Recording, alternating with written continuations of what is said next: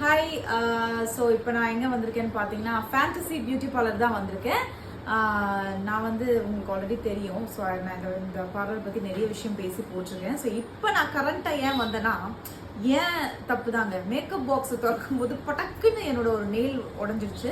எனக்கு அடுத்தடுத்து கொஞ்சம் ப்ரோக்ராம்ஸ் இருக்கிறதுனால அசிங்கமாக அந்த ஒரு விரலை மட்டும் எப்படி மடிச்சுட்டு பேச முடியும், பொயின்னு ஓடி வந்துட்டேன். டப்புன்னு எனக்கு வந்து அழகாக இங்கே பாருங்கள், ஷாலினி வந்து சூப்பராக மேட்ச் பண்ணி கொடுத்துட்டாங்க. Because I thought of changing the colour for my costume. அவசனாங்க இல்லை அக்கா, இது மேலேயே வந்து அந்த கிளிட்டர் போட்டு நம்ம அப்படியே ஒரு லுக்கை க்ரியேட் பண்ணிடலான்னு.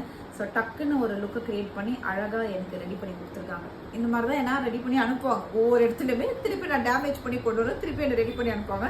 பட் ஜோக்ஸ் அப்பார்ட், நீங்களும் வாங்க. நெயில் எக்ஸ்டென்ஷன் அப்படின்ற ஒரு விஷயம் வந்து நான் சொன்னேன் இல்லைங்களா, ஐ நெவர் கெப்ட். இந்த கையில் நான் எப்போவுமே வந்து வைக்க மாட்டேன்.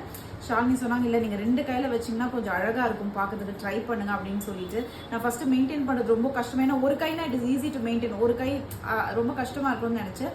பட் சூப்பராக மெயின்டைன் பண்ணி அழகாக கொண்டு வந்தால் அதில் ஒரு நகை உடஞ்சதுனால தான் இன்றைக்கி வந்தேன். ஸோ நீங்களும் வாங்க. ஃபேண்டசி பியூட்டி பார்லர் வந்து நெயில் எக்ஸ்டென்ஷன் மட்டும் இல்லை, இங்கே பாருங்கள், இங்கே காட்டுமா, இங்கே பார்த்தீங்களா, இந்த மாதிரி சில பல மிஷின்ஸ் எல்லாம் வச்சுருக்காங்க சுற்றி.